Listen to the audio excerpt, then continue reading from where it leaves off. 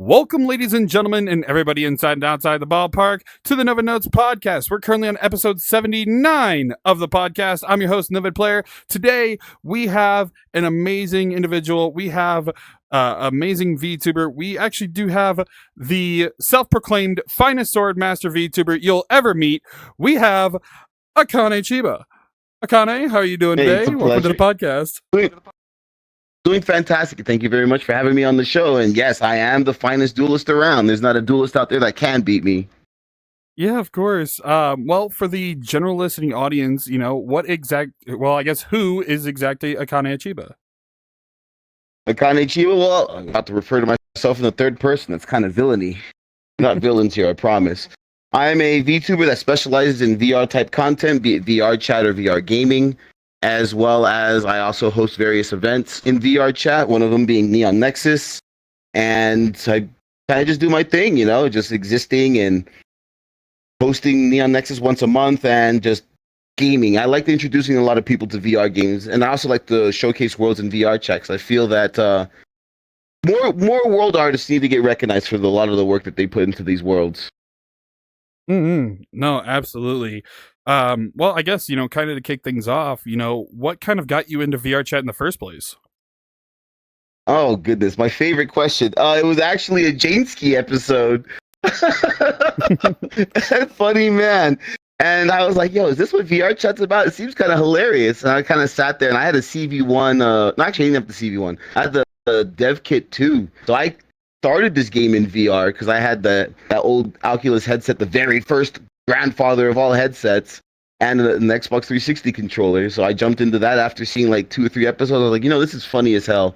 Let's try it and see what happens. And then I went to the Great Pug and kind of took off from there. Next thing you know, I'm full body face tracking 7 years later, and I'm like, man, I've been in this game too long. No, fair. Well, obviously, being around so long, you've definitely, seen all the ages when it comes to, like Uganda Knuckles and stuff. COVID and everything. And I mean, I guess one of the questions in that regard, since you've been around for a while, what is one of like the oldest worlds or oldest memories of VRChat that you remember? I got to see, oh my goodness, it was I can't remember the name. Was it something nights? It had like mountainous hills. I can't remember it off the top of my head. The old world. And I'm Gaia drawing Night? a blank on it. Yes, it was Gaia Night. There we go. Thank you. So I got to see a giant Pepsi Man fight a giant Godzilla in a public instance, and I was like, you know what? I'm sold. This is it. This is all I could ask for. This is part of the best game I've ever seen. And Gaia Night is where I kind of spent a lot of the time when it was very popular back in the day. No, yeah, of course. Xeon being the world creator of that one, that world holds a really good place in a lot of people's hearts when it comes to that. Well, yeah, I would say, obviously with VRChat, getting into VRChat, you also, do VTubing as well. So what kind of got you started into like, streaming and VTubing? I would blame the Lord and Savior Kizuna Ai. Hi, domo Kizuna Ai desu. And I was like, yo, what is the technology that she's using? And that's when I really kind of sparked off, and I kept trying to figure out, how are you doing this, right? And as I continued to kind of learn and see things, that's when I understood the motion capture. I technically had at that time full body tracking, so I could do the motion capture. The only thing I was lacking was the programs to do it, but I understood how it was working. And I think it was 2000, I started on Mixer. And I was actually one of the more popular VTubers on Mixer when that was still around. Rest in peace, I miss it so. And that's when I really started moving more into the content creation scene, because it kind of forced me to play games with my friends, or just in general, just play games and share my experience in certain games. Like, I got to experience hot dogs, horseshoes, and hand grenades the first time ever on stream, and then people were laughing at me. They're like, oh my goodness, look at this dude suffer and struggle with trying to use a gun in VR. I was like, oh my God, I can't grab it, because I do have firearms training, but it's like in VR, it doesn't really translate as well, right? Right. But no, it's just, that kicked it all off, and I fell in love with Kizuna Ai. I loved her content. I wanted to be cool like her, and that's what really started it, honestly. No, fair. I mean, yeah, realistically, they were one of one of the early sets of VTubers, back in that era. So it's definitely, it's not necessarily common for that one particularly to be an inspiration, but it does come up every now and then when I talk to other VTubers and stuff. So it is really cool to, kind of hear similar situations. So obviously, with you being a VTuber and, having your character as is, so I guess one of the big questions, obviously, what kind of made you choose this character in particular when it comes to your VTubing? When I started out in 2020, I had a different character. I was playing as the whole Yakuza Fox thing. One, I've never played any of the Yakuza games. Two, I already had tattoos on the model that I was using in VRChat previously. And three, I was like, you know what? I could probably be, the big boss man. Sounds cool calling things like, calling the shots and just saying, I'm part of the Chiba Zaibatsu or everything else. But then I decided that I can't really fit the character because I've never experienced anything like that. Obviously, I'm not a member of the Yakuza. It'd be weird. But two, I specialize in fencing. I have historical martial arts or European historical martial arts training. I know how to use the rapier. I know how to use the cavalry saber as well as the halberd. So I stuck with something I actually know, and I can play games where I can showcase these things and show my knowledge off outside of being shot at in games like Onward. But playing games like Blade and Sorcery, and when I'm parrying certain ways or have certain stances, I can explain why I have this stance, why am I holding it at this angle, or in games like Broken Edge, where I will sit there and lunge at people. If you get complacent, I'm just going to surprise you with a lunge because I have a really big play space. So I'll just run and jump at you, and then people get kind of salty about that. It's like, what's part of the game, man? I'm sorry. It's just, I see an opening, I'm going to take it. No, absolutely. And that's really cool that you have a history with fencing. So out of curiosity, what kind of made you pick up fencing? It was actually watching the Olympics because I was younger and I really liked how it looked. I know it's the very sporterized version of it, but seeing various movies like The Princess Diaries? My name is Emilia Montoya. Is that? No, I forget Princess the name Bride. of the movie. Princess Bride, there we go. Princess Bride. I saw that and I fell in love with the fencing. I was like, you know what? That's it. I'm sold. I want to learn fencing. So when I found a place that actually does it here in my city, I immediately signed up and I haven't looked back since. No, fair. Princess Bride is definitely a classic, to say the least. Get the certified classic sticker somewhere. That's an actual certified hood classic. Certified hood classic. But yeah, no, it's definitely, that's really cool that you picked up fencing and stuff. Because obviously with, VTuber lore and stuff, it's a whole, there's so many VTubers out there, right? And there's so many different backstories and canons to the lore and all that type of stuff. And obviously, with, because you had mentioned you went the Yakuza route before going this route. And obviously, there were different iterations of the model, in different characters that you portrayed. So, what kind of led to the decision to go with this specific model?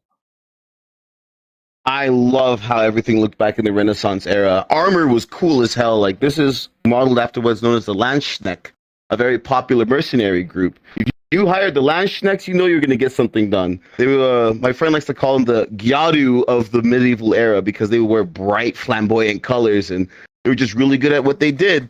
And I like showcasing that type of history because that's what the historical European martial arts or HEMA, shows they get a lot of their lessons from and kind of just perpetuate. I wish I could have lived in that era. Not really. I don't feel like getting stabbed with a sword. It sounds very painful, but I would have loved to have seen the Renaissance era, just that era of humanity growing up, and that was just cool. And since then, I've had various outfits that really kind of show off that medieval type look. No, fair. I mean, there's definitely a lot of different sword fighters over different eras, like the Renaissance and so on and so forth. But that's really cool. I was gonna say, obviously, so when it came to your lore and backstory, did you 100% make it yourself? Did you collaborate with other people? How did I guess the story of your character come along? I sat down, kind of watched some. I actually picked up watched a couple of animes here and there, and I kind of saw okay, got that lone swordsman type thing, and you've got the badass swordsman that's I'm unbeatable, and that's how younger Akane is, which is this version. I have an older version too, but that's time skip Akane. The younger Akane is very full of themselves. I am the best of the best. No one can beat me. You can try. You'll probably lose, right? But as Akane gets older, I'm not as flashy. I don't really. I go and try and get the job done. I don't sit there and be flashy and taunt. That's the as you get older and more mature, you want to get the job done. But I kind of just sat down, read some books, kind of looked at some of the lore of the Lashnecks. They're all mercenaries. That's why the Crimson Blades are a mercenary group. I know it still says Chiba Zaibatsu. I promise. I'll eventually rebrand that. I'm slowly in the process. I've rebranded back in January, and I'm just like, I'm getting around to it, guys. I promise. But that's someday. It's in the pipeline. It's in the pipeline in the back still. I promise. So 2 years from now, got it. No. Oh, perfect. Yeah, we'll go on Akane time. It's about 2 years. That's accurate. No, fair. So obviously, there's a lot when it comes to being a VTuber and, being a content creator. So out of curiosity, can you walk us through a typical day, when it looks like for you when it comes to your streams and stuff?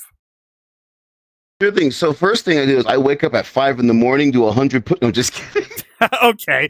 All right. One Punch Man. We're not going to do that early mind grind set. We're not going to do one of those guys. No. So I work full time. So I kind of just go to my job. Obviously I wake up around 5 a.m, go to work, come home. I'll take a small hour nap or so. I try to start 30 minutes to an hour early because I do have to put on all the trackers because I'd like to do the more. I know a lot of VTubers kind of just have their half body or have their head moving and everything else. I like to put on the full mocap gear. I got all my trackers on. I like to be expressive, and people like to give me jumping jack and squat redeems, but God, no more of those, please. More of those. We need more of those, chat. If you're watching this, if Akane watches this on stream, redeem them right now. But I would. I will never forgive you. See, now you just have to decide whether or not you're going to watch it on stream now. But definitely have to. But yeah, no, it's just that I prep and it's just I get ready about an hour, 30 minutes to an hour early. Got all the gear on. It's just I guess just do it. It's become such a pattern for me because it's not a second job because that's the last thing I want to kind of call streaming as a job because it's not going to be fun anymore, So it's just come home, do it, and then I just stream for about an hour, 2-3 hours. Sometimes I do collabs. My full body streams, God, and I used to do a full body Tuesday because I used to just do half body, but full body Tuesdays when I first started out, I'd play all sorts of games that I would move around, and there was every redeem in the world, push-ups. Freaking jumping jacks, squats, goblet squats. I was like, God. And there was no cooldown on them too, so people just stacked them bitches up on me. I get that a lot with my hydrate redeem. My chat loves the hydrate redeem because it also just completely floods my entire VTuber with just water, just spraying all over the place. And I'm just like, all right. It gets to the point where y'all are gonna drown me at this point. Calm down. I had to put a cooldown on it after a while. I honestly think that the viewers that spam the hydrate are probably feds because they're trying to waterboard us. Just saying. I'm just saying. I've never seen so many hydrate redeems before. I think a good, if I had to guess, probably a good, 4 or 5 in particular that I can think of that are, my normal viewers will just spam. If one of them does it, they'll all do it. And I'm like, all right, 5 minutes cooldown. Domino effect. Yep. The domino effect after that, it's over. The throwable redeems it the same way. Someone throws one, it's just 10 of them. You're just like, oh, goodness gracious, stop throwing things at me. Right. Oh, man. Yeah, so... obviously there's a lot of, funny moments when it comes to, VTubing and content creation. So I guess kind of one of the questions I want to ask, has there ever been a moment in your VTuber career that made you think, yeah, this is exactly why I do this? Oh, yes, it was. Oh, my goodness. It didn't tear me up, but it punched me in the freaking chest. A person came in when they said they were having a bad day. And they watched my streams for a while, and they kind of said, you know what? I know this is kind of like trauma dumping stuff, but I want to say, hey, you do good streams. I enjoy it. You're funny. Watching you fall around in VR and run into your refrigerator and wall is hilarious. And I make their day, and I'm like, you know what? That makes me happy. Now they want to. Now they bought VR, and they ask me for game recommendations, and it's just I made that person's day, and that makes me really happy. Even if it's one person or the world, doesn't matter. As long as I made somebody happy, they enjoy my content. It's kind of what the plus is.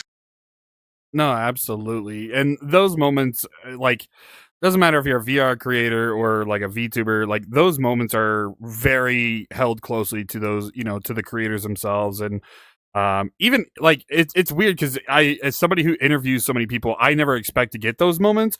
But funny enough, last year at HorrorCon, at Project HorrorCon, I actually had a bunch of people come up to me when I was exhibiting, and they're like, "Oh yeah, like we love your podcast, yada yada yada. Like we watched like all the episodes so far," and I'm like, "Wow, that's crazy." What? Like I don't know how to respond. It's a weird, Right? It's so a weird weird. thing, but it's a very wholesome interaction, and it's always good when content creators and any type of creator realistically has those moments. It's a very heartwarming thing at the end of the day.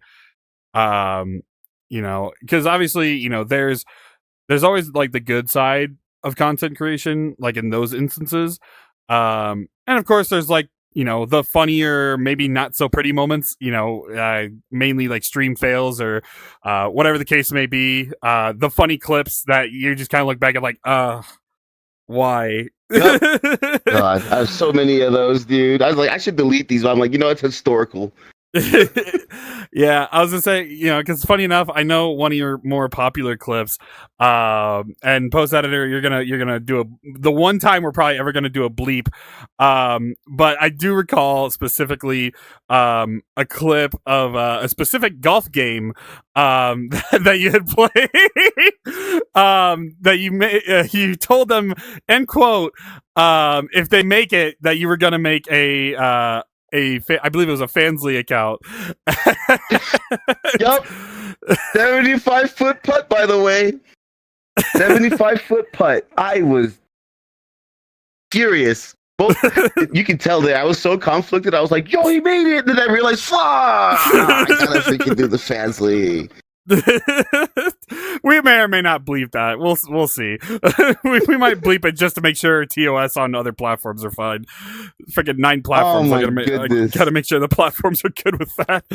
But no, I had to mention. I had to mention it. It was a funny. It's probably one of the funniest. It's probably one of the funniest clips out there. But yeah, I mean, obviously, having a bunch of different VR games, outside of VRChat as well, definitely being the VR enthusiast you are, I guess, kind of to go off topic of the whole clips and stuff, you've played so many VR games. I guess one of the questions, what type of VR games do you recommend since you've played so many? Oh, I love shooters. I am a sucker for shooters. Games like Hot Dogs, Horseshoes, and Hand Grenades. Onward is a very good one. Tactical Assault VR. I get to experience because I have a haptic vest. Getting shot in Onward is not fun. I believe it. Getting shot in general is not fun, but yeah, no, it startles the hell out of me. But games like that, I mean, I also get to play games. I just like a lot of shooter games because I can't just always go out and shoot guns. Sport games like tennis. I am a very big tennis player and a big golf player, as you've seen.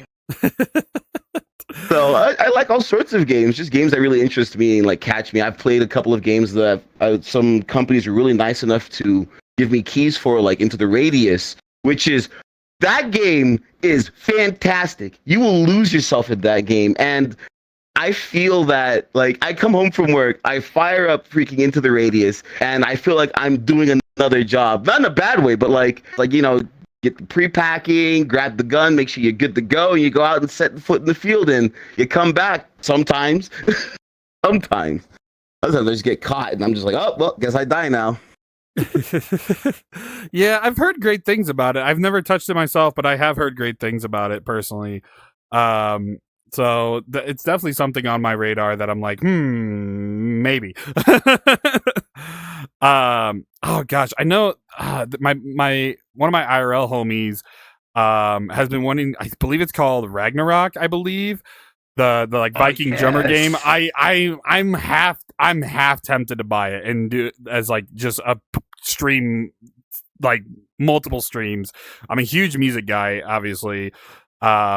rhythm games are my jam, and that one's always one that's been on my radar, especially with some of the DLC that have came out for it. With like some of the bands and stuff. I believe Dragon Force was on there, and I'm like, oh, Dragon Force is on there. Yeah, I was like, oh, wait. Of course, the Fire and Flames, the classics. Exactly. But yeah, I was like, so I guess, kind of, one of the questions, I'm going to go kind of backpedal a little bit, because obviously, with the funny moments, obviously VR being very sensitive equipment.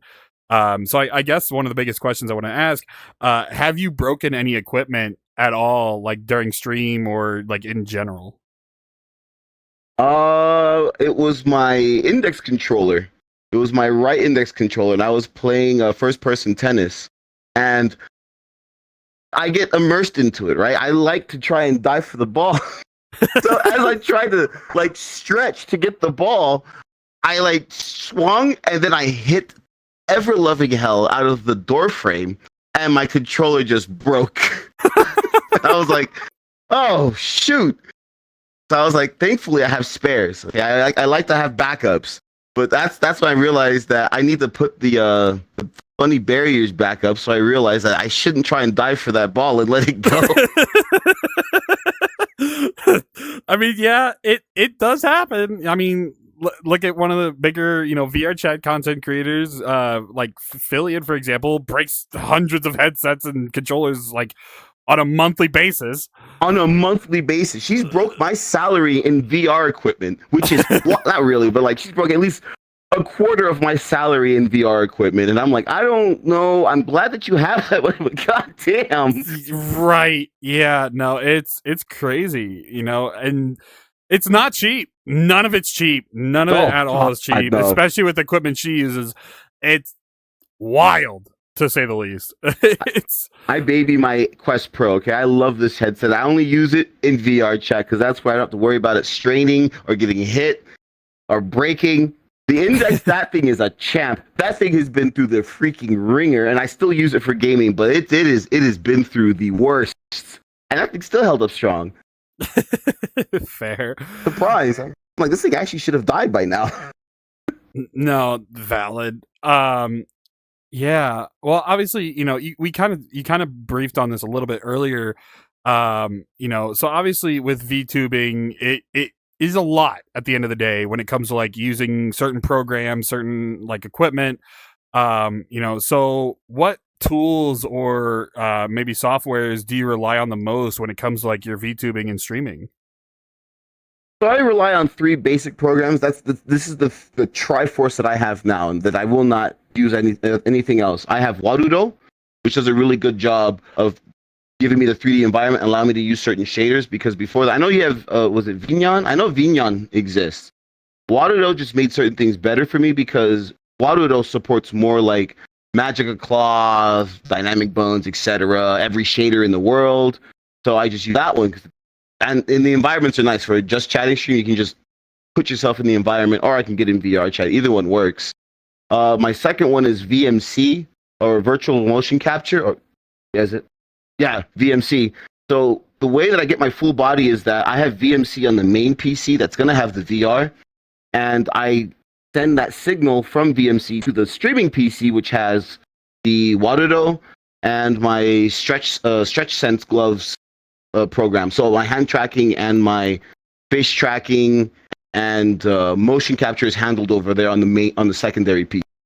So that's yes, advanced equipment setup, but it's how I'm able to get my full body to function on stream without having to like kind of ghetto my way through it before I kind of like cheated and kind of used to use VRChat in a sense and just put it on the other computer and just kind of game. But it looks kind of odd because you see me put my controls down.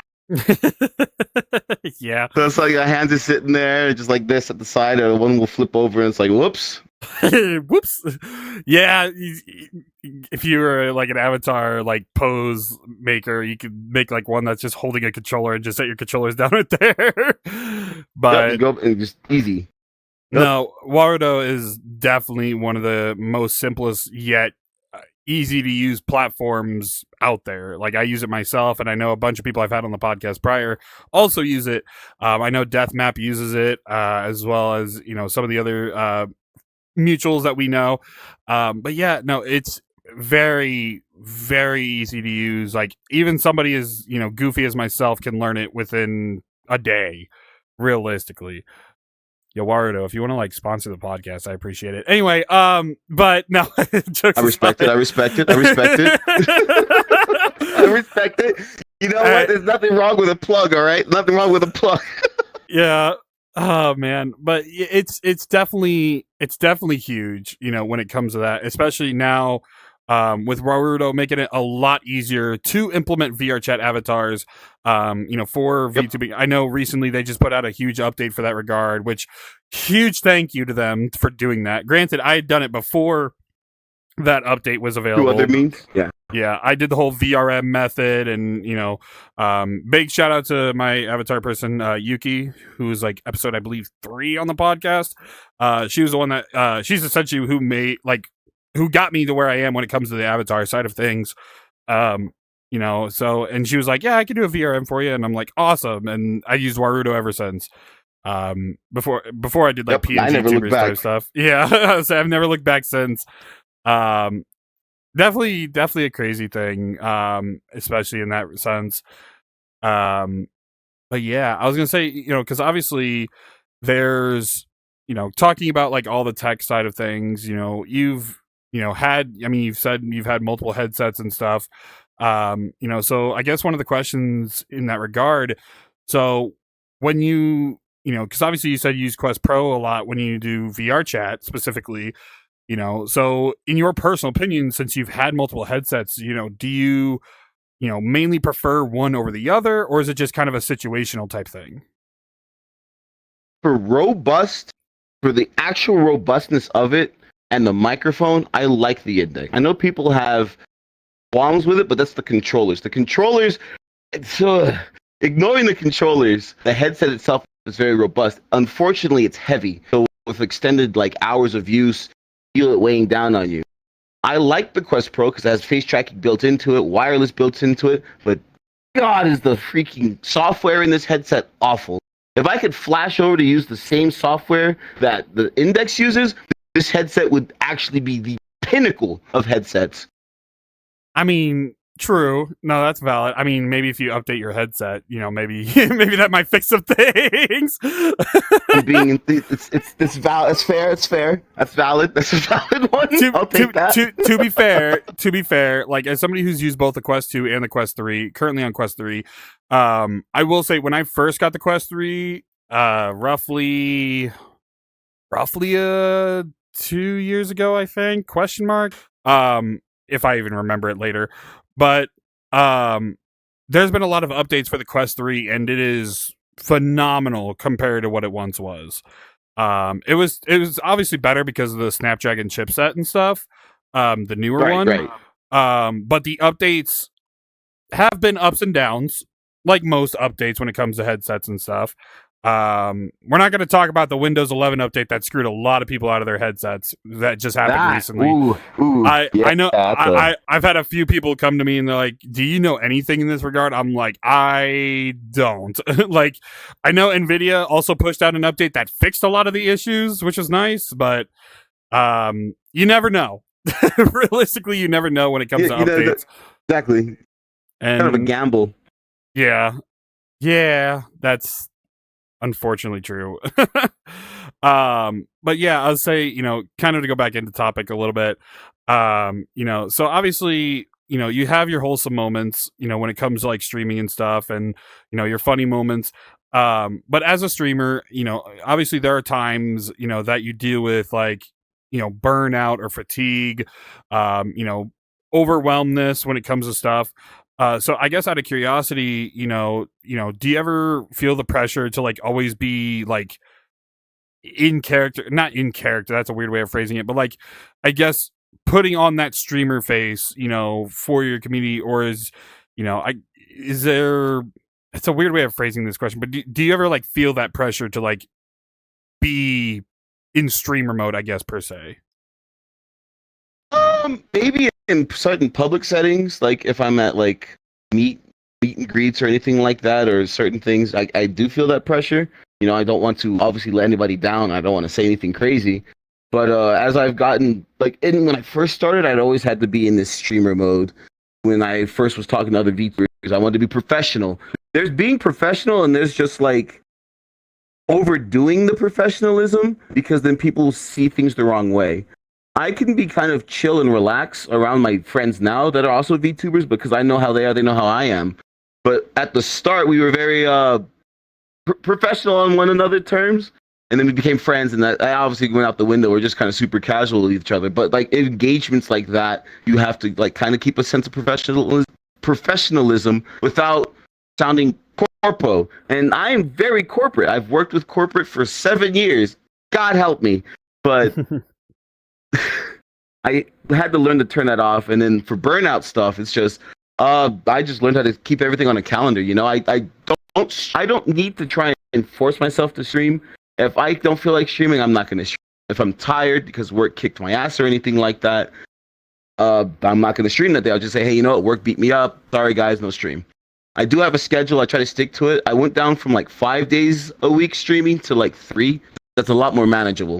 I'll be on more collabs, but it allows me to simmer down so I don't have to sit there and force myself. I feel bad for the people that like have to stream like every day. And I see some people that stream like 4, 5, 6 hours. I'm like, dang, man, I wish I could do that sometimes. I'm just glad I don't, because that would get in the way of my real job, which is where the income comes from, obviously. Like, and sometimes I get the Twitch payouts, which is nice. It's just like I buy more games for the community. The community wants me to see me play. Except Phasmophobia, I'm not doing that ever again. I don't do well with like the type of horror that's like overwhelmingly like atmospheric, because that's a little more practical, and that's like ooh spooky. Hello everyone, real quick, just want to pause the episode right here. I want to thank you all so much for watching this far. If you're interested in, maybe watching some of my other content or enjoy what you're watching so far, feel free to hit that subscribe button. It does help me out a lot. And of course, if you're interested in some of the other events and, collaboration projects that I work with, feel free to join the VRChat group at noved.6608. We do put stuff on the calendar for future uploads, as well as many other events that we take part of. I will say, upcoming October 11th and 12th, I'm proud to announce that we are officially going to have the 2-year anniversary of the Noved Squad, where we'll have 2 whole days worth of performers for a charity event, all for the International Association for Suicide Prevention. Much more details will come at a later date. But if you're interested in that, make sure to join the VRChat group and join the Discord by looking at the link tree or in the VRChat group itself. But let's get back into the episode. Woo! Oh, man. I need everyone to put in the comment section he needs to play Phasmophobia during October. It's right around the corner. As long as I get 2 or 3 shots in, sure, I'll consider it. Well, make it happen.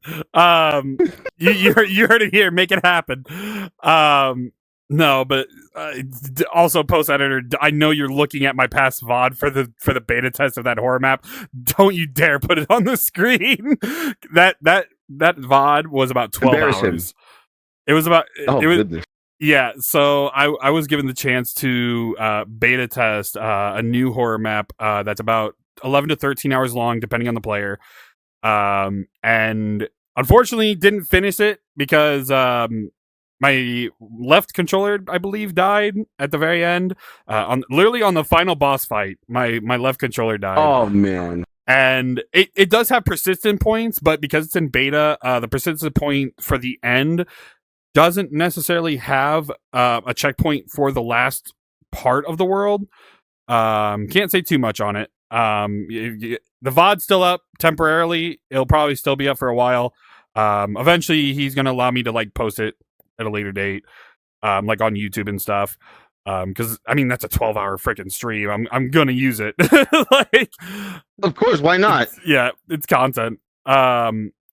But it was a whole autobiography, mind of official Saiyan, and it went through all thoughts and past world creations and all sorts of amazing stuff. It's going to be probably one of the most popular, and it's going to have persistence, which is nice. Nice. So you can always come back to it at a later date. You could do a section, then come back at a later date. But that was a journey, and Yeah, doing 12 straight hours. Like I started at noon my time because I had to work the next day too. And I work at 5 Oh a.m. my goodness. myself. So I was like, all right. Mad lad. I was like, we're gonna do that. I was like, I got one day to do this. Hit up this person. Hit up this person. Hey, y'all want to do this with me? I got 2-3 free slots. Come with me. And they're like, yes. All right, cool. One of them did about 2 hours and then had to go deal with business stuff. Fine. The other one made it to like the second to last room. Or no, it was the last room of the second to last part. Crashed, and she had to do the entire section over again. And she's like, So for the rest of it, I went full fledged. I was like, full speed ahead. Let's go. And wild, to say the least. Yeah, no, it's gonna probably be one of the longest VRChat maps to date. I know the Devouring. If you ever played the Devouring, that one was like 4 to 6 hours depending on the player. I think it was like 6 hours long. Yeah, depending on the player. I think my buddies dragged me to that one. It was like 5-ish hours. I hated it. I was like, I came in desktop though. I was like, nah, I'll put my desktop mode on. Let's go. Yeah, no, this one it took me 12 hours to get to the final boss. God dang. Yeah, it was worth it. It was 100% worth it to say that I did that, to say that I went full 12 hours. I mean, I've done longer with Project Fest and everything. I've done longer shifts on VR. That's no issue. Fair. But to do one single map, straight through without, there was some minor breaks, of course, and make sure I ate and, had water. But it was still nuts, to say the least. Dang. But yeah, I guess that's a a good question since we're talking about lengths of streams. So out of curiosity, what's like if you remember, like what's like the longest stream you've ever had? 8 hours, and it was for New Year's. I remember that. This is before I like jumped into VRChat afterward, but it was New Year's, and holy cow, it was part of my Cyberstars group actually. Yeah. So we decided to do like a little hangout stream, and we just kind of, oh man, that was 8 hours. I didn't even realize it until like my friend Pergy, he said, Happy New Year. And I was like, looking at my VR watch, and I was like, what? What the hell? New Year's? Like we're still streaming. I'm about to finish this shit. I gotta go drink with my friends. Sorry, I didn't mean to swear. My bad. You could it's you could swear. You're fine. You don't have to. I only said bleep that one time because I don't know how certain platforms of the podcast feel about Fansly. So I know it's a weirdly touchy subject for some of the platforms. Yeah. Good luck, editor. You're gonna have to bleep that again. Probably. I'll have to do some research on that. See how these other platforms are feeling. It's mainly like iHeartRadio and Amazon Music I'm worried about. But iHeartRadio is a little more on the nose about it, so yeah, more than likely. Yeah, but it's definitely a crazy thing to say the least. But yeah, no, you're good. You can swear. But I've sweared so many damn times on this fucking podcast, like my lord. But it's definitely a crazy thing at the end of the day, when it comes to VRChat streams and VR in general, because obviously VR is an ever growing platform, not just VRChat, but all the other platforms and games out there, with all the different headsets and Google Cardboard. We don't talk about that. Ooh, buddy. Oh man, that was a dark time. That was some dark times for people. No, you want to go dark times? We talk about the Virtual Boy. We're not going into that. But yeah. Well, I guess kind of to move forward in a little bit. So obviously, while you do all your solo stuff as well, when it comes to content creation and VTubing and VR games and everything, you did mention it earlier, but you also are the owner of Neon Nexus. So for the general listening audience, what exactly is Neon Nexus? All right, so to explain Neon Nexus, what it is it is a mixer type party, I would so to speak, where VTubers or content creators in general or VTuber adjacent. So it's like if you were an artist for VTubers, you do rigging for models and so on and so forth. 3D model makers, yeah, it's all sorts of things that you can It's you can meet with other people, you can hang out with other people, maybe talk shop if you want. You know, you feel more familiar with in a more, I guess, content focused area, because you know people are going to be there. They're all content creators. You don't have to worry about like the random person that's going to sit there and try and dox you or say some crazy stuff or anything else like that. That's why we have some very strict vetting Well, it's not really strict, but we still check your socials, make sure that you are a content creator in a sense. And that's what it is. It's just an awesome night to hang out. People, sometimes we have talents. You've DJ'd there many times. Thank you for that, by the way. I appreciate that. You've No even problem. had like you've even had improv nights there. Sometimes a quiz show if the time permits. There's a lot of stuff that we like to do there, and it's great. It's a nice outing for just content creators to get away from having to keep, you know, like you said, the streamer face on all the time. You can be a little unprofessional there within reason. Don't be super crazy unprofessional, obviously. Then you get moderated. But you can be more relaxed and yourself. You don't have to worry about keeping appearances up. No, absolutely. And yeah, no, of course it was an honor to DJ over there. You know, definitely getting to meet, you know, not only, you know, familiar faces, but also new faces as well. I mean, you've had so many, you know, people that I've had on the podcast, actually. Like, I mean, I mentioned earlier, we had Deathmap on the podcast, we had Midnights in Valhalla, you know, and there's some that I'm still working on getting them on the podcast. I was going to get one of them in particular, a certain Rainbow Bean of some sorts, but unfortunately her PC died as I was going to ask her. So stay tuned. Her episode will be hopefully coming soon if she, you know, she's back into it now. If you know who I'm talking about, you know, and it's going to be a great episode. Hey, I've worked with her a bunch.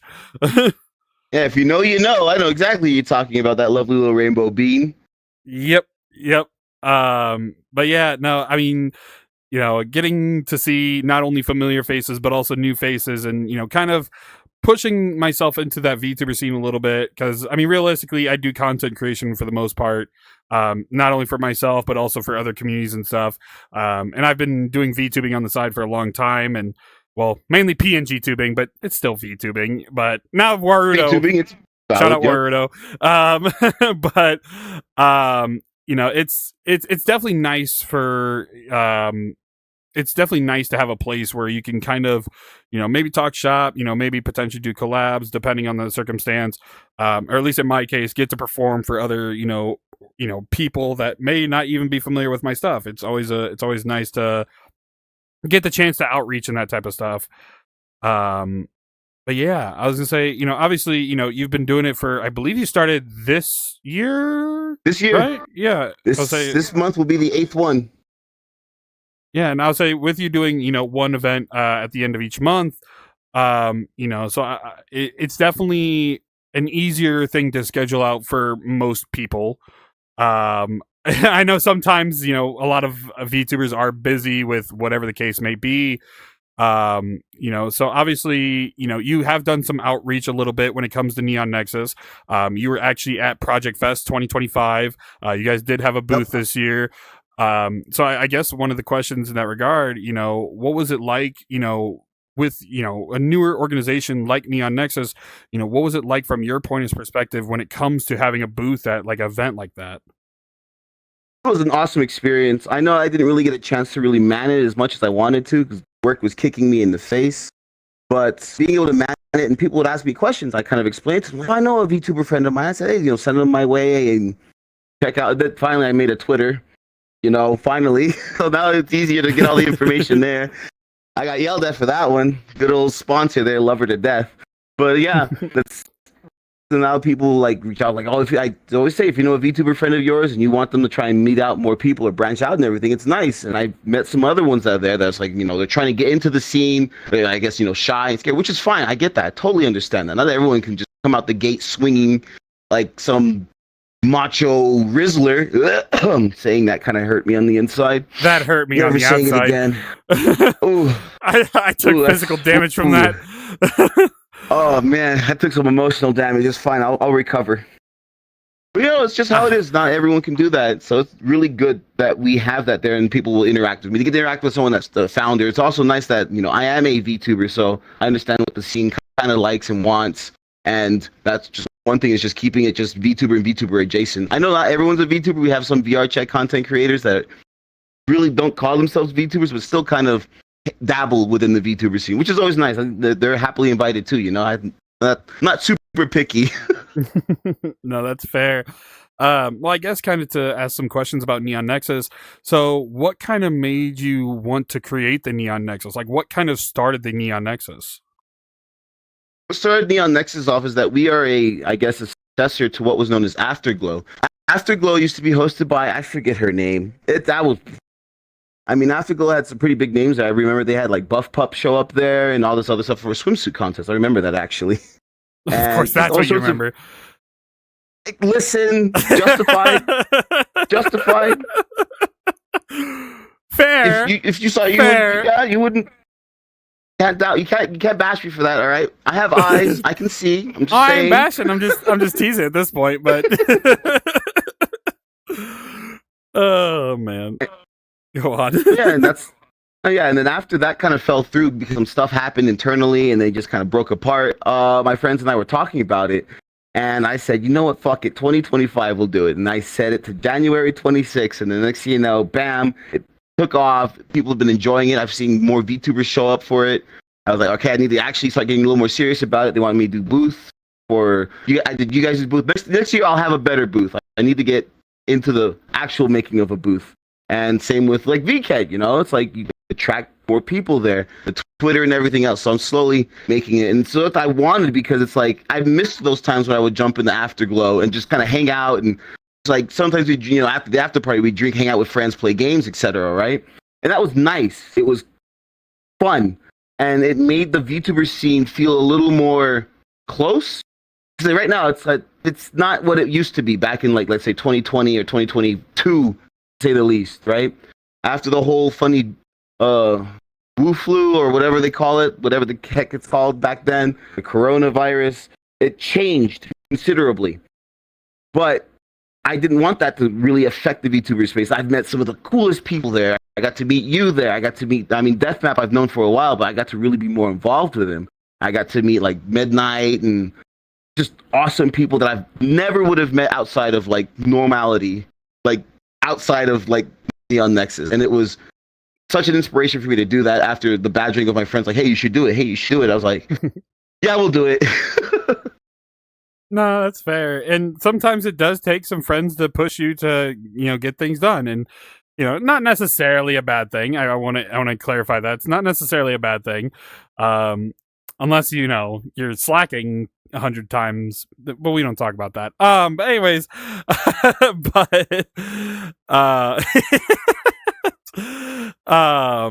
for the audio listeners, he pointed at himself. But every once in a while I slack.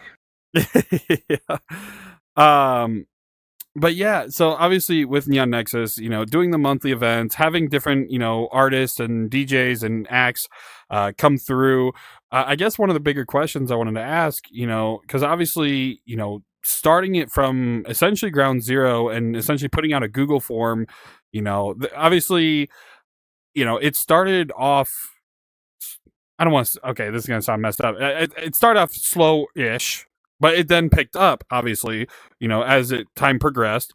So I guess kind of one of the questions in that regard, when you first started Neon Nexus, was there any concern when you guys started out, whether like how it would go? Oh, there was some concern. I didn't really really push it out as much because I have my VTubing stuff, and then I didn't really push it as much as I should have with the Neon Nexus Twitter. I started doing, like, I can actually showcase some of the photos from it now, talk about it that way. People can find it easier, just like instead of looking through my horrible freaking Twitter, you can find the pinned tweet.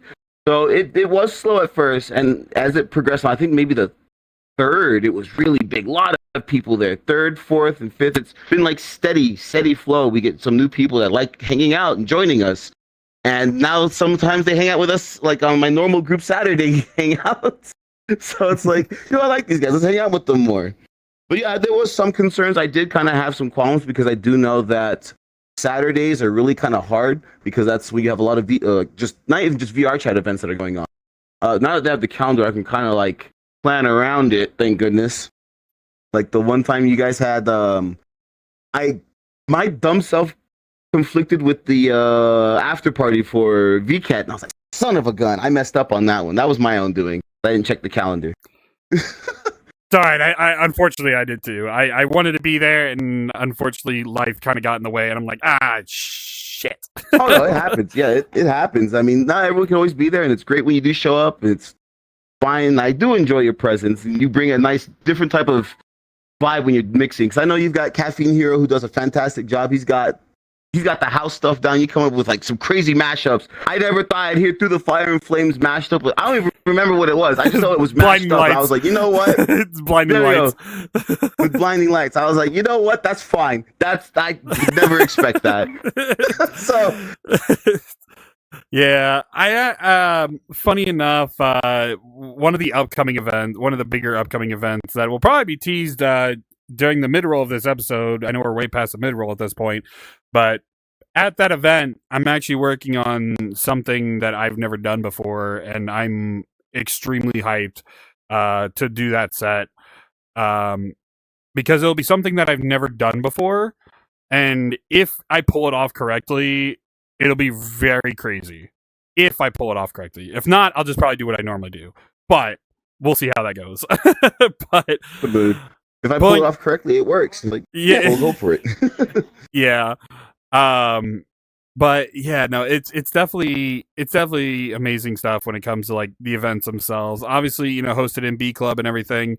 But just, I guess, the sense of camaraderie, when it comes to the events, and this is not me. I mean, granted, yes, I'm a part of Neon Nexus, so I'm, kind of being biased here, but being able to, just chillax, when I'm not DJing, of course, being able to chillax and kind of communicate. And I have my shy moments, especially if it's a lot of people I'm not really familiar with, just as a sense of security, I guess. I'll usually default to people I know, just be like, hey, I know you, I want to talk to you. Or if I recommend somebody like Code Advance, who's been to a few of the events so far, and I know I tried to get, I don't know if she's been to one yet, or if you saw the application, but I got my homie Astra, to apply. I saw the application, yeah. Yeah, Astra Dorora, she's been doing VTubing so freaking often, and I'm like, I want to help her get out there more. When it comes to that, because she's amazing when it comes to that. Go check out her episode. Thumbnail. But yeah, right. But it's definitely a crazy thing when it comes to, getting people out of their shell when it comes to VTubing and trying to get people in contact with other VTubers. So it definitely is commendable that you guys are doing that and, holding it as a fun event that, you said it best. It's a mixer. It's a party. You just have fun. Not a lot of organizations. Well, that's not technically true. I don't want to say that, but I'll say, there's not a lot, at least in VRChat, when it comes to like our level of VTubing and stuff, that are open to that type of experience. Or at least willing to put the step forward, which is very commendable to say the least. And obviously, you've held it in different worlds outside of just B Club. And I know by this point, I believe by the time this episode comes out, it'll already have passed this month's event. Because we're currently in August. Yes, I really had to just self-check there for what month we're in for a second. That's crazy. But okay, I woke up thinking it was September one day. I was like, what month is this? but yeah, so I guess kind of one of the questions I want to ask in regards to, Neon Nexus, is there any big plans when it comes to Neon Nexus, like in the upcoming months? In the upcoming months, I know that as we're getting bigger, and then we're going to try and see if we can reach out to like outside, like not saying outside DJs, but like maybe like try and do like hang out, like was it VTR, the VTuber Research Club, God bless, VTRC, which does a lot of the robot stuff. I struggle. I'll eventually get their name right. I'll just stumble through it. Well, they kind of talk about, like, they do us a service because they talk like, hey, I know this VTuber party and VRChat. Like, they've actually brought some people here. I want to, like, like, if we partner with them, cool. Like, I do events for them. Like, hey, what we can do for them would be nice, and what they do for us is even more of a service. I do want to kind of like reach out. I know I talked with like one of the guys from Senpai Squad. I would love to be able to get like some of their DJs maybe to show up one night at Neon Nexus. DJ just be wild. They could stream it and everything, and it would be a little different. It'd be more like in a club atmosphere. It'd probably be like at the after party, because I actually am working on building an after party club world, which is going to be different. You know, we'll have a big stage, games, and everything else. So it's more. I don't have to worry about having to deal with other world's nonsense. But it's big plans. I'm trying to make a world, at least a after party world for Neon Nexus once it gets approved. And then I'm also looking at partnerships with certain people. Like, hey, maybe one day we'll host you guys this random after party with like, hey, you guys with project community, hey, we want to host an after party. Hey, you want to do it for us? I'm like, you know what? Cool. Why not? We'll work through it. We can make it happen. You know, all sorts of things. It's awesome to be able to kind of reach out with certain communities. I want to reach out to more communities to kind of like give them, like, I'm pretty sure they have content creators and they're mainly like the DJs and everything else. They want to come and play at the show. Maybe we'll have like 3 DJs instead of 2, maybe 4 DJs. Who knows, you know? Instead of like hour slots, it'd be like 30-minute slots per DJ. It'd be awesome, you know, to have like cool DJ sets. Because I do like the VR DJ space. It's one of my favorite things whenever I can actually go to a rave. Rare. But no, it's more stuff. I want to reach out to more communities. I want to try and be as not like obviously keep it more VTuber related, but like reach out to other communities that probably have VTubers in there and any type of talent they want to bring to Neon Nexus. It'd be awesome. No, absolutely. Well, that's what's up, man. I would say obviously there's a lot of chances, a lot of opportunities when it comes to that too. I mean, not only DJs, but you know, live singers, live performers. I mean, there's so many different types of live performers out there. Yeah, endless lots. Yeah, and I know you've had certain improv groups, and you know, you had game shows come through. You know, so I mean, you're already starting to branch out into that respect. I mean, there's tons of groups that would probably love to do it just for the sake of just being able to do it. We'll talk after the show. We'll talk. Yeah. You know, so I guess, you know, kind of to wrap things up, just a few more questions. I was say, obviously, you know, we'll kind of go back into VTubing a little bit now that we talked about Neon Nexus a little bit. You know, so I guess one of the questions when it comes to the VTubing side, are there any like creators that you would love to collab with, like VTuber or otherwise? Like if you had to give like, I don't know, top 3, like if you had a wish list of people you would love to like collaborate with, like who would it be? Oh goodness, this is gonna sound so corny, dude. Oh man, I would love to like have a just chatting stream while drinking Strong Zero with Kaguya Luna. That's another VTuber I love. She's the reason I know about Strong Zero because she got plastered on it one time. I'm like, okay, I'd like to have a drinking stream with you. I would also like to I would love to take Postal Marine on a VRChat world tour. It's another interesting collab. And I would definitely love to play Phasmophobia with Kizuna Ai. I am obligated. I would love to do that. We'll both be cowards together. It's fine. I know it's crazy. You know, if it ever happened, it happened. I'd be a happy camper, especially with Kizuna Ai. Being able to collab with Kizuna Ai would be like a dream, because that is literally my like Oshi. I hate using that word. Sounds odd to me, but that's my Oshi right there, and inspiration to everything. So yeah, definitely. And Hosho Marine, because I feel like we vibe together. She's also really funny. She's also older than me. Actually, no, we're both I think she's early 30s, like me. Hell yeah.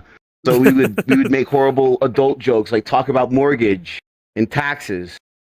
God, I hate both of them. And then and Kaguya Luna is just funny in general. I would love to just hang with her. She seems like a blast. I know she's retired now, but I would love to hang with her. No, that's fair. I mean, yeah, there's a lot of VTubers out there, you know, so it's always interesting to hear like who would be like the dream wish list when it comes to that.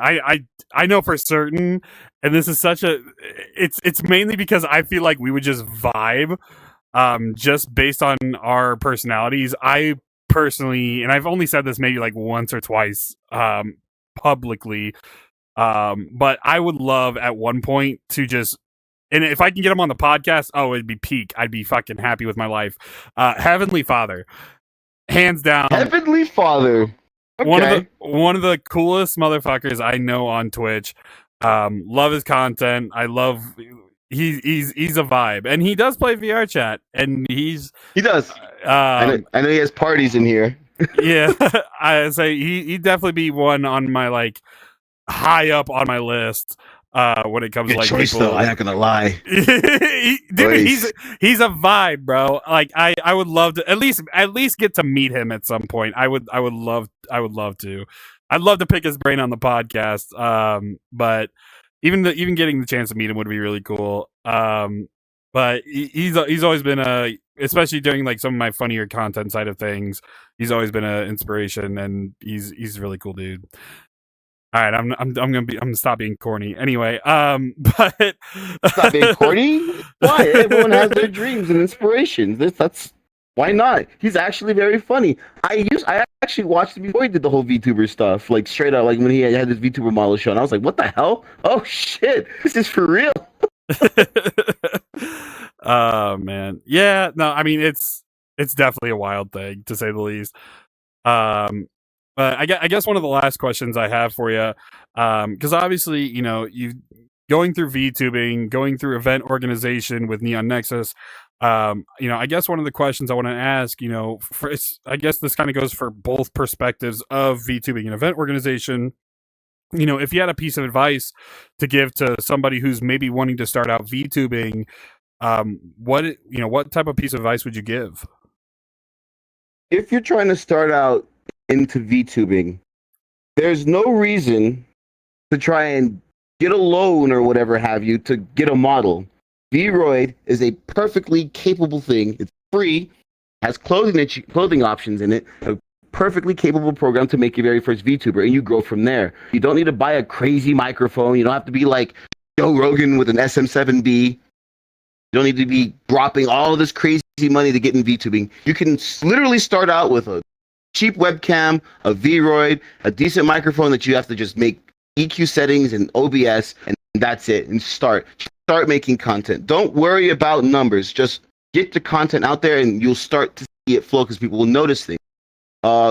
Social media is important. I know a lot of people don't like the platform, but X right now is probably the biggest thing where you can do things.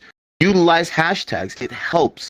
It really gets you out there. People will view your stuff, and you'll probably get followers from it. And advertise when you are streaming. Throw a schedule out all the time. I'm really bad at schedules. I'm really bad at planning them, but it's just get into the flow of things. Start off with streaming. Don't try and oh god, I feel bad for the people. Don't try and chase something that you don't like streaming just to get views. That's like the one thing I've seen people do. I've seen people that just play straight Fortnite. They hate the game, but it gets them views, and that's like soul crushing. That's legitimately soul crushing. I mean, unless you like League, then be my guest. Be my guest. You're already used to the salt. What more salt do you need at that point in time? Just grab the whole salt block. Yeah, that's it. That's your life. The salt mines is your home if you're a big League fan.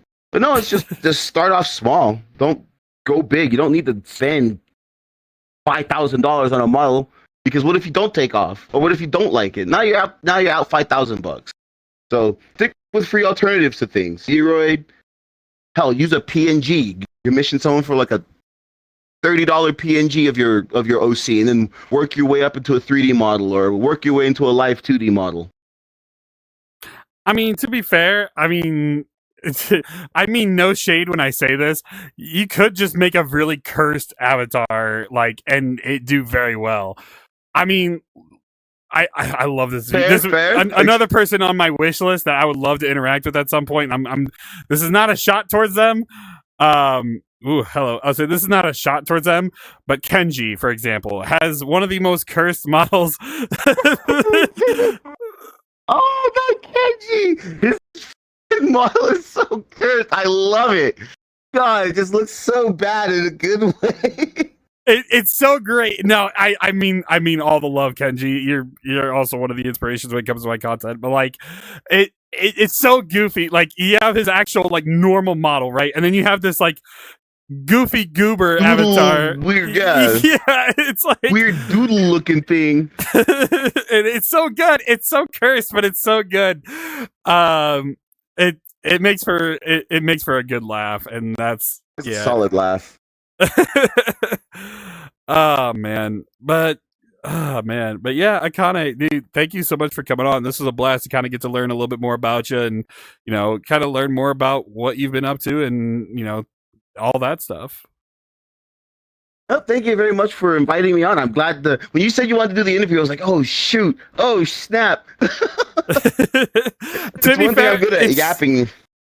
I had it so long on my list of people to reach out to, but I've been so busy with everything, and I know you've been busy, and I'm like, shit, like just trying to find when I could like, okay, I'm just gonna throw it at them and see what happens. But yeah, it happens. It's part of the part of the streamer life, part of the content creator life. You just get busy and things get sidetracked. It happens all the time. But we made it happen. We made it work finally. So we did. We made it happen through all the busyness. I mean, you're busier than me. You're a community manager of PJKT, and I don't know how the hell you manage that. Somehow, with the help of my team. Lack of sleep. It's the lack of sleep. That too. Lack of sleep, obviously. But yeah, before we do end things off, I do want to give you a spot to tell the people where they can find you, Neon Nexus, pretty much anything you want on screen in the description. But yeah, tell them where they can find you. You can find me at twitch.tv/AkaneVR. If not, you can also go to www. Wait, is that 3W1? Yeah, www.akanechiba.com. That's where I have my website. You can find everything there. As for Neon Nexus, you can find it on Twitter or X, whatever it's called now, at Neon Nexus VRC. I don't even remember the Twitter handle for it. It's on my page. I've retweeted it several times. But you can find it there. All those socials are there. Fair enough. But yeah, man, thank you again for coming on. This is a blast. I was very happy how we got this working and everything. But yeah, man. Thank you for having me on. Minus my crash midstream or mid recording. It's all good. It happens. But ladies, gentlemen, everybody inside and outside the ballpark, that has been it for episode 79. Yes, of the Noved Notes podcast. I want to thank you all so much for watching, listening, depending on what platform you're on. Comment down below. Ooh, I've already technically used who's your favorite VTuber. Comment down below who, in your opinion, is the funniest VTuber. We'll go with that. Who's the funniest VTuber? Comment down below who you think is the funniest VTuber. I'll definitely be going through those and seeing who people think is the funniest. I know there's a lot of good stuff. Obviously me. Yeah, okay. But yeah, of course, if you're already coming back to check out some of the other episodes, why not hit that subscribe button? You're already coming back anyway. But with that, I want to thank you all one last time for watching, listening, depending on what platform you're on. And we'll see you in the next episode. Take care and peace. Bye-bye. Welcome, ladies and gentlemen, to Noved Notes.